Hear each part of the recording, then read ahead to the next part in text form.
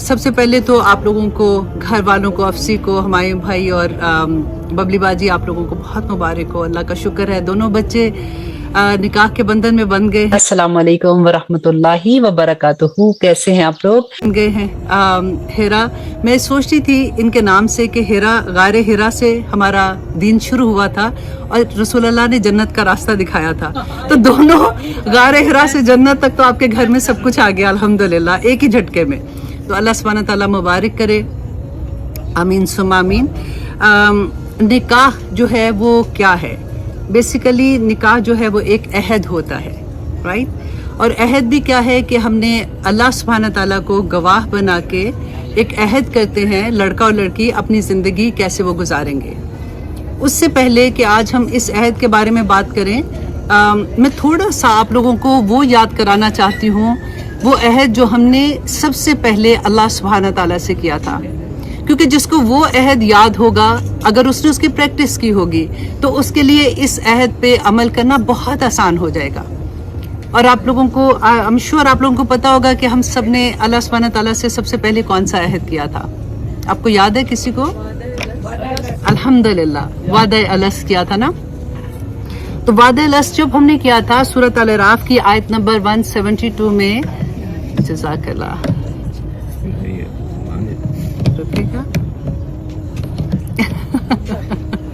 Okay that's fine.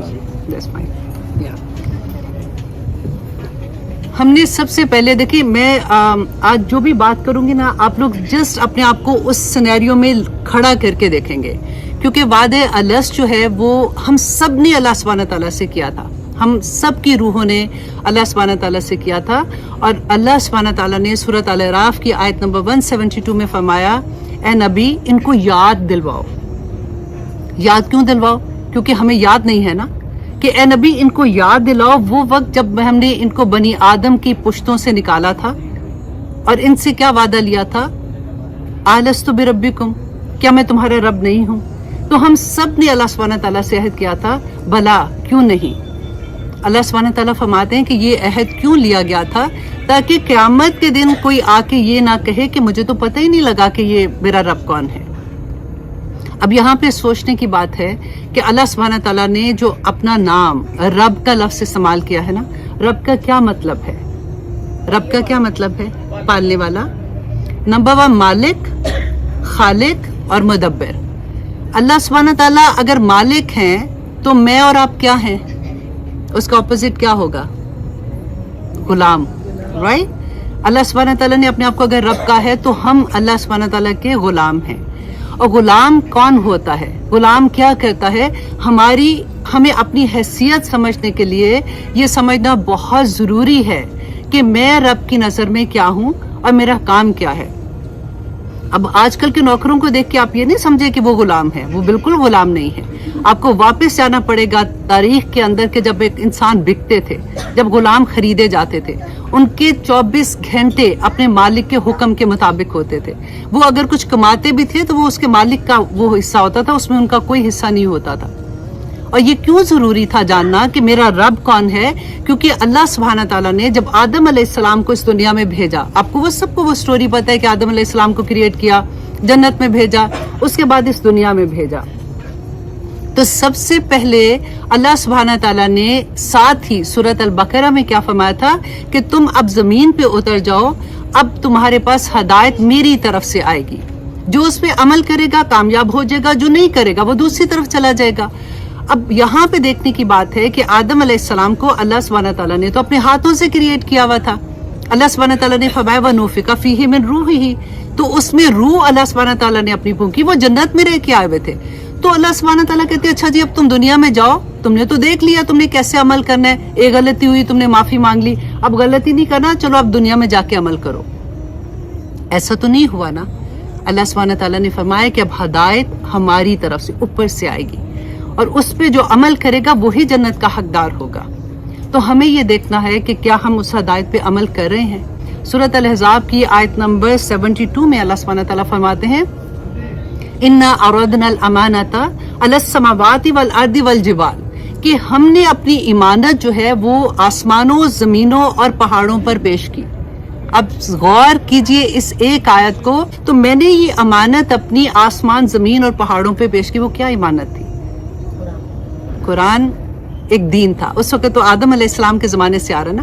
وہ grand scheme کہ یہ انسان نے دنیا میں جا کے اللہ کے دین کو کیسے آگے پہنچانا ہے, کیسے عمل کرنا ہے, جو اللہ سبحانہ تعالیٰ کی سکیم تھی. اللہ سبحانہ تعالیٰ نے وہ ہر چیز پہ آسمان زمین اور پہاڑوں پہ پیش کی. تو پھر کیا ہوا تھا؟ فَآبَيْنَا أَن يَحْمِلْنَاهَا, انہوں نے انکار کر دیا. Can you imagine? اللہ سبحانہ تعالیٰ کو انہوں نے انکار کر دیا. وَأَشْفَقْنَا مِنْهَا, اور وہ کانپ اٹھے, ڈر گئے. انہوں نے کہا نہیں اللہ سبحانہ تعالیٰ ایکسکیوز می, ہم یہ بوجھ نہیں اٹھا سکتے. وَحَمَلَهَا الْإِنسَانُ, اللہ فرما رہے ہیں کہ انسان نے اس کو بوجھ کو اٹھایا. اِنَّهُ كَانَ ظُلُومًا جَهُولًا, کہ وہ ایسا ظالم و جاہل تھا. اب ہم سوچتے ہیں یا اللہ, ایک طرف تو ہم نے اتنا کام کیا کہ کسی نے نہیں اٹھایا, ہم نے کہا ہم اٹھائیں گے. اللہ سبحانہ تعالیٰ کہہ رہے تم تو جاہل ہو. یہ وہ جاہل نہیں ہے جو اردو والا جاہل ہے. یہ اس لیے کہ اللہ سبحانہ تعالیٰ نے فرمایا کہ اس کو پتہ ہی نہیں تھا کہ یہ کتنی بڑی ذمہ داری اپنے سر پہ اٹھا رہا ہے. اور یہ اٹھانے کے بعد اللہ سبحانہ تعالیٰ کا کرم, اللہ سبحانہ تعالیٰ کی محبت, اللہ سبحانہ تعالیٰ کی رحمانیت. اب دیکھیے کہ جب انسان نے اٹھا لیا تو پھر اللہ سبحانہ تعالیٰ نے رحمتوں کی بارش کر دی انسان کے اوپر کہ اب تم دنیا میں جاؤ گے نا, کوئی بات نہیں, تم نے اتنی بڑی کام کیا ہے نا, دنیا میں جاؤ گے تو پھر تمہیں کبھی بھی ایسے نہیں ہوگا کہ تمہیں گائیڈنس نہیں ملے گی. دیکھو یہ کام کرنا, یہ کام نہ کرنا, یہ نہیں کرو گے نا تو تمہیں کوئی پرابلم نہیں ہوگا. تمہیں ہمیشہ ہدایت ملتی رہے گی. نبی بھیجے اللہ سبحانہ تعالیٰ نے, رسول بھیجے, کتابیں بھیجی. ہدایت کا کوئی ایک وقت نہیں تھا جب اللہ سبحانہ تعالیٰ نے ہدایت نہیں دی انسان کو. ہم کہتے ہیں نا کہ ہم لوگ آزاد ہیں, انسان اور جنات کو اللہ سبحانہ تعالیٰ نے آزاد پیدا کیا ہے. خدا کی قسم ہم میں سے کوئی آزاد نہیں ہے. آزادی تو یہ ہوتی نا کہ جی میں اپنی مرضی سے اپنی زندگی گزاری ہوں, پھر مجھے کوئی پوچھنے والا نہ ہو. یہ کیسی آزادی ہے کہ اچھا جی فیصلے تم کرو گے, اگر غلط کرو گے سزا ملے گی, اگر اچھا کرو گے تو پھر جنت ملے گی. تو فیصلے تو پھر ہم اپنی مرضی کے نہیں کر سکتے ہیں. ہمیں سب سے بڑا دھوکہ شیطان نے یہ دے دیا کہ تم اپنی مرضی کی زندگی گزار سکتے ہو. اللہ سبحانہ تعالیٰ رحمان ہے, رحیم ہے, اس نے معاف کر دینا, تمہیں کچھ نہیں ہونے والا. اللہ سے دعا کریں کہ ہم سب کی زندگی میں, الحمدللہ آپ لوگوں کی زندگی میں قرآن کھلا ہی ہوگا, لیکن دعا کریں کہ اللہ سبحانہ تعالیٰ مجھے اس کی سمجھ عطا کرے, ہمیں اس کی سمجھ عطا کرے. کیونکہ قرآن پاک کو آپ علم کے لیے آرام سے لے سکتے ہیں. اللہ سبحانہ تعالیٰ نے شروع میں بتا دیا ذالک الکتاب لا ریب فیہ ھدی للمتقین, یہ وہ کتاب ہے جس میں کوئی شک نہیں ہے, لیکن ہدایت صرف متقیوں کو ہوگی. آپ علم کے لیے پڑھ سکتے ہیں, آپ اس کے نوٹس بنا سکتے ہیں, آپ میری طرح درس دے سکتے ہیں, آپ سب کچھ کر سکتے ہیں, لیکن ہدایت صرف متقی کو ملے گی. اور متقی کون ہے؟ وہ اللہ سبحانہ تعالیٰ نے ایک لسٹ بتا دی نیچے کہ یہ کام کرو گے تو تم متقی ہوگے.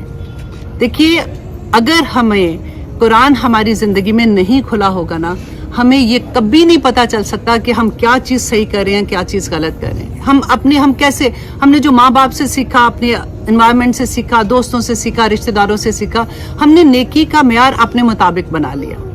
اللہ سبحانہ تعالیٰ دیکھیں قرآن پاک میں فرماتے ہیں سورۃ الاعراف میں. اب یہاں پہ یہ بات میں یہ آیا صرف اس لیے لے کے آئی ہوں کہ ہم لوگ جب اپنی زندگی میں اللہ سبحانہ تعالیٰ سے بچوں کی شادیاں ہونے والی ہوتی ہیں, ابھی رشتے دیکھ رہے ہوتے ہیں, اللہ سبحانہ تعالیٰ سے ہر ماں باپ بہت دعائیں مانگتے ہیں, یا اللہ اچھے گھر کے رشتے آ جائیں, یا پاک پروردگار کوئی یہ کام ہو جائے, یا اللہ کوئی اب اتنی دیر ہو گئی ہے, نمازوں میں سجدوں میں مائیں دعائیں مانگتی ہیں.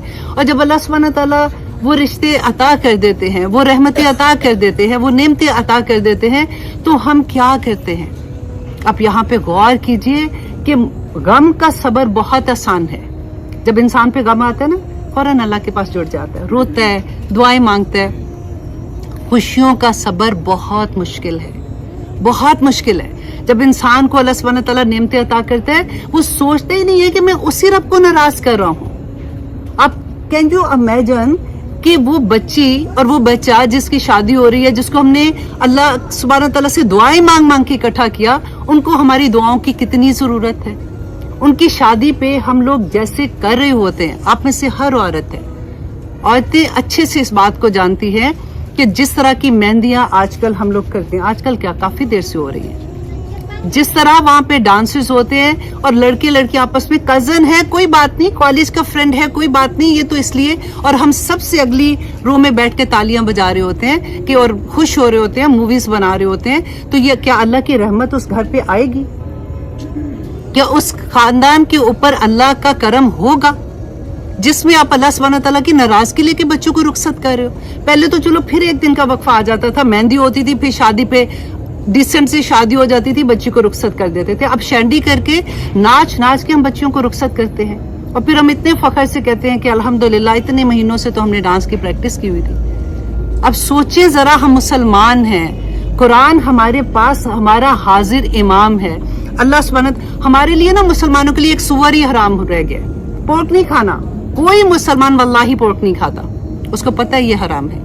उसके अलावा आपको कोई पता नहीं होता कि हमारे लिए अल्लाह सुब्हानहू तआला ने और हराम क्या है। शराब की भी बात करो तो इतने आराम से कहते किधर लिखा हुआ है हराम है, मना है तो कोई बात नहीं, मना तो अल्लाह को मना ही लेंगे जाके। अल्लाह सुब्हानहू तआला सूरत अल-अराफ की आयत नंबर 33 में फरमाते हैं, कुल कह दीजिए इन्नमा हर्रमा रब्बियल फवाहिश। गौर कीजिए, इन्नमा जो आता है ना, ये जोर देने के लिए आता है, ये मेरे रब का कलाम है, अल्लाह की बात है। अल्लाह सुब्हानहू तआला फरमाए, ए नबी सल्लल्लाहु अलैहि वसल्लम कह दीजिए इनको कि बेहयाई जो है वो हराम है। तो अब बेहयाई किसको समझते हैं, क्राइटेरिया क्या है हमारे नजदीक? और अल्लाह सुब्हानहू तआला फरमाते, मा ज़हरा मिन्हा व मा बतन, जो तुम जाहिरी तौर पे करते हो, जो तुम छुप के करते हो, वो बेहयाई हराम है।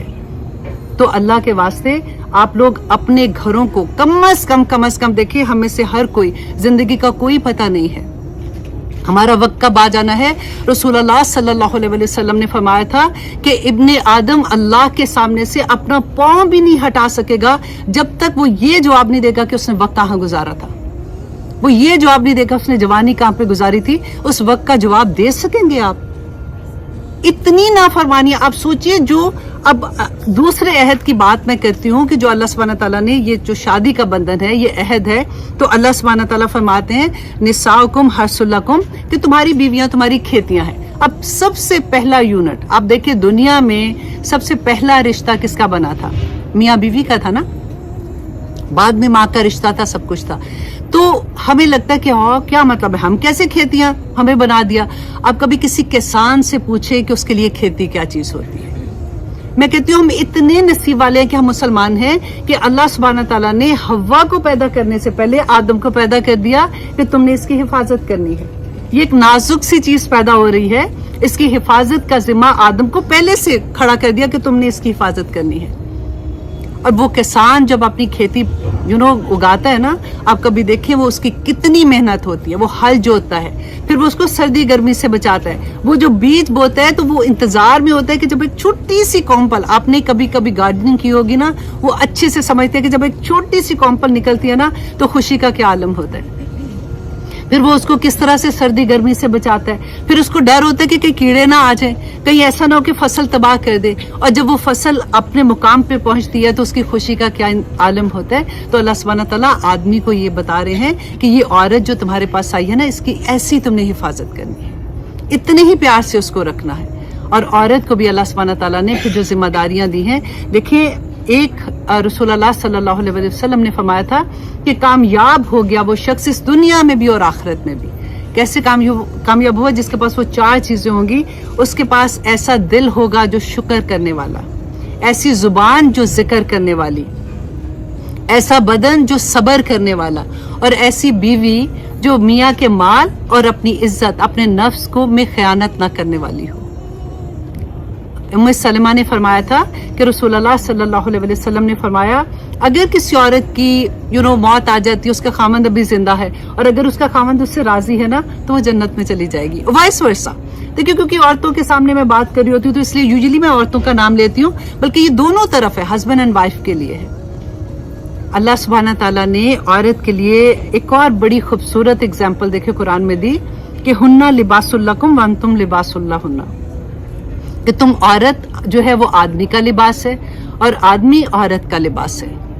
आपको पता है लिबास देखिए कितना, हम आज लिबास पहन के आए, हर किसी ने अपनी चॉइस का लिबास पहना ना। हर कोई लिबास क्या करता है, हमें कंफर्ट देता है। मियाँ बीवी एक दूसरे को कंफर्ट देते हैं, एक दूसरे के ऐब छुपाते हैं। اگر کیونکہ میں ہمیشہ یہ کہتی ہوں کہ ماں کو نہیں پتا ہوتا جتنا بیویوں کو پتا ہوتا ہے کہ خاوند میں کیا کیا چیزیں ہیں. ایسا نہیں کہ وہ دوستوں میں جا کے اس کا مذاق اڑا رہی ہے, ایسا نہیں کہ وہ ماں کو جا کے بتا رہی ہے وہ چیزیں جو اس کے عیب ایسے ہیں جو وہ کسی کو بھی نہیں شیئر کرنا چاہتا. نہ صرف خاوند کے, اپنے سسرال کے گھر کی باتیں اپنے میکے میں جا کے شیئر نہیں کرنی چاہیے. اور I'm sure یہ بچی جو اس گھر میں آنے والی ہے اس کی تربیت نظر بھی آ رہی ہے, اللہ سبحانہ تعالیٰ اس کے لیے آسانیاں کرے.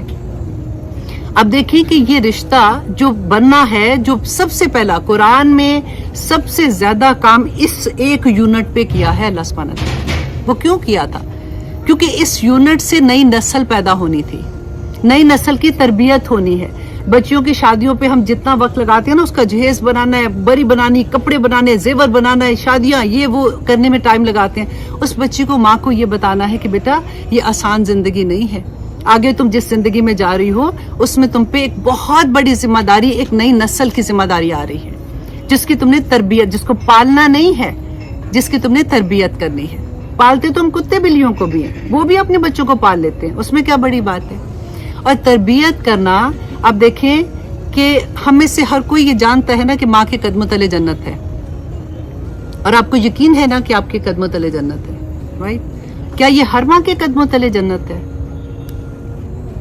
ہر ماں کے قدموں تلے جنت ہے؟ ابو لہب تھے, انسان تھے نا, ابو لہب کی بیوی, اس کے قدموں تلے جنت ہے؟ ہر وہ ماں جو اپنے بچے کو جنت کا راستہ دکھائے گی, ہر وہ ماں جو اپنے بچے کو اللہ کے احکامات کے مطابق چلانے والی بنا دے گی, اس کے قدموں تلے جنت ہے. اس دھوکے میں مت رہیے گا. ہمیں بڑی آرام سے ہم کہہ دیتے ہیں کہ میں تو تمہاری ماں, تمہیں پالا, تمہیں دودھ پلایا, تمہیں یہ کیا. وہ تو کرنا ہی ہے, وہ تو ہر کو کافر بھی کرتے. آپ نے کیا کمال کر لیا ہے؟ ماں کے قدموں تلے جنت تبھی ہوگی جب وہ ماں اپنے بچے کو جنت کا راستہ دکھائے گی. ہم نے بچوں کو دنیا دار بنا دیا ہے, اور بنانا بھی چاہیے. دنیا کی چیزیں, ایجوکیشن بہت امپورٹنٹ ہے بچوں کے لیے بھی, لیکن اگر اس کے ساتھ ہدایت کا میجک سٹون نہیں لگایا نا تو ہم ناکام ہو گئے. ہم نے بچوں کو بڑے بڑے, آپ سوچیں ہمارا بچہ ایک دن اگر اسکول میں نہیں جاتا تو ماں کو کتنی بےہوشیاں تاری ہوتی ہے کہ کیا مطلب ہے تم اسکول نہیں جا رہے ہو, کیا مطلب ہے تم کیا کر رہے ہو. ہوتا ہے نا ایسے. لیکن کیا ہمارا بچہ ایک وقت کی نماز چھوڑ دے ہمیں تکلیف ہوتی ہے؟ ہم کبھی سوچتے ہیں کہ بیٹا اٹھو نماز کا وقت ہو گیا؟ نہیں کرتے نا. تو یہ کون کرے گا؟ دیکھیں جس وقت آپ کو یہ احساس ہو گیا, آج میں صرف آپ کو یہ چھوٹا سا, کیونکہ ٹائم تھا, کیونکہ ابھی بچیوں نے ڈھولکی بھی بجانی ہے, میں اس کو زیادہ نہیں لمبا کرنا چاہتی. میں صرف آپ لوگوں کو ایک ریکویسٹ کروں گی کہ قرآن اپنی زندگی میں کھول لیں, کیونکہ زندگی میں بدلاؤ آ ہی نہیں سکتا. کیونکہ اللہ سبحانہ تعالیٰ نے قرآن میں بیان کیا ہے کہ اگر تم اپنی زندگی کے فیصلے اللہ کے حکم کے مطابق نہیں کرتے ہو, تم کافر ہو, تم فاجر ہو, تم فاسق ہو, تم منافق ہو. ہم مسلمان ہو کے بچ جائیں گے کیا؟ اب سوچے تو صحیح کہ ہم کر کیا رہے, دھوکہ کس کو دے رہے ہیں؟ صرف مسلمان کا لیبل لگ گیا, اس لیے اللہ سبحانہ تعالیٰ نے قرآن میں فرما دیا کہ ابھی صرف تم مسلمان ہوئے, ابھی تو تم مومن ہوئے ہی نہیں ہو. مومن کی شان کیا ہے؟ پورے قرآن میں کہیں اللہ سبحانہ تعالیٰ نے یہ نہیں کہا ہوا کہ مسلمان کو جنت نصیب ہوگی, مسلمان کو یہ ملے گا. خدا کی قسم پورے قرآن میں جتنے انعامات ہیں نا وہ صرف مومن کے لیے ہیں. مومن بننے کی کوشش کرنی ہے, اللہ سبحانہ تعالیٰ کے احکامات کے مطابق زندگی گزارنے کی کوشش کریں, ورنہ کوئی راستہ نہیں ہے. آپ سوچیں قیامت کے دن دو ہی ہے, ایک جنت ہے ایک دوزخ ہے. الاعراف تو وہ تھوڑی دیر کا ٹائم ہے نا جس کے اندر روکیں گے, تو ایسا نہیں ہوگا کہ اللہ سبحانہ تعالیٰ چلے درمیان میں بٹھا دے, نہیں ہوگا. یا جنت ہے یا دوزخ ہے, اور یہ دھوکے میں بھی نہیں رہیے گا. خدا کی قسم شیطان نے ہمیں دھوکے میں ڈال دیا. اللہ رحمان ہے رحیم ہے, بخش دے گا. قرآن کھول کے دیکھیں, پوری بستیاں اللہ سبحانہ تعالیٰ نے عذاب میں ڈال دی تھی. وہ انسان تھے, میرے بچے جیسے ہوتے ہیں اللہ کے, وہ بھی تو بچے ہی تھے اسی طرح سے جیسے ہم کہتے ہیں اپنے بچوں کا. کیا وہ اللہ سبحانہ تعالیٰ نے ان کو تکلیف ہو رہی تھی؟ تو نہیں ہو رہی تھی اللہ سبحانہ تعالیٰ کو. ہمیں کیا لال لگے ہوئے ہیں؟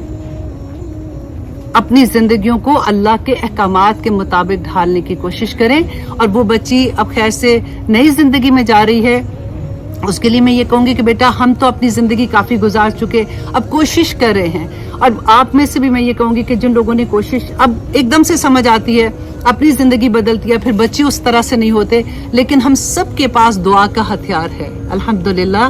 آپ اللہ سبحانہ تعالیٰ سے اپنی اولاد کے لیے دعائیں مانگا کریں، کیونکہ آپ رسول اللہ صلی اللہ علیہ وسلم نے بتا دیا تھا کہ آپ جو کچھ دیکھو ہم عمل کر رہے ہیں نا، اس کا ریئیکشن کدھر جا رہا ہے؟ ہمارے بچوں پہ جا رہا ہے۔ ہم جو اپنی اولاد، یہی اولاد جو ہے ہمارے لیے صدقہ جاریہ بھی ہے، اور یہی اولاد ہمارے لیے فتنہ بھی ہوگی، ہمارے لیے عذاب بھی بن جائے گی۔ جب ان کی غلط کام کریں گے، ان کو دیکھ کے ان کی اولاد، ان کو دیکھ کے ان کی اولاد، جب تک ان کی ذریات وہ کام کرتے رہیں گے جس کی تربیت آپ نے کی ہے، تو عذاب آپ کو ملتا رہے گا۔ آپ کبھی قبر کے عذاب کے بارے میں پڑھ کے دیکھیں، قبر کے عذاب تو ابھی، آخرت کا عذاب تو بعد میں آنا ہے، اعمال تو بعد میں آنے، وہاں پہ کس چیز کا ہمیں حساب کتاب ہے؟ اور حساب کتاب ہو گیا تو عذاب کس چیز کا مل رہا ہے؟ جو ابھی آپ نے دنیا میں صدقہ جاریہ چھوڑا تھا نا، اچھا یا برا، اس کا قبر میں آ کے آپ کو ملتا ہے، جو بھی اچھا مل رہا ہے یا برا مل رہا ہے۔ اپنی اولاد کو دیکھیں، آپ دیکھیں، کیونکہ آپ لوگوں کے انڈر وہی صرف ہیں جن کو آپ انفلوئنس کر سکتے ہیں۔ اگر نہیں کر سکتے نا، اب لیٹ ہو گیا تو دعا کرے۔ اگر آپ کے پاس اتنا بھی وقت نہیں ہے تو آپ مجھے بتائیے کہ قرآن پاک میں سورہ کاف میں اللہ سبحانہ تعالیٰ نے فرمایا تھا وَأَبُوهُ صَالِحًا، یاد ہے نا آپ لوگوں کو؟ وہ جب دیوار گری تھی تو ان بچوں کی دیوار جب بنائی تھی حضرت موسیٰ علیہ السلام نے، تو وہ کیوں بنائی تھی؟ کیونکہ نیچے خزانہ تھا، ڈر تھا کہ گاؤں کے لوگ آ کے وہ خزانہ نہ لے لیں۔ اب باپ مر گیا ہے، کب کا مرا ہوا ہے نا، تو اللہ سبحانہ تعالیٰ نے فرمایا اس کی دعائیں، اس کا نیک عمل اس کے بچوں کے آگے آ رہا ہے، تو کیا ہمارے نیک عمل ہمارے بچوں کے سامنے نہیں آئیں گے؟ اتنی دعائیں کر کے جائیں، اتنی دعائیں مانگ کے جائیں، کیونکہ آپ کو بھی پتہ ہے، مجھے بھی پتہ ہے، ہمارے بچوں کے پاس وقت نہیں ہے۔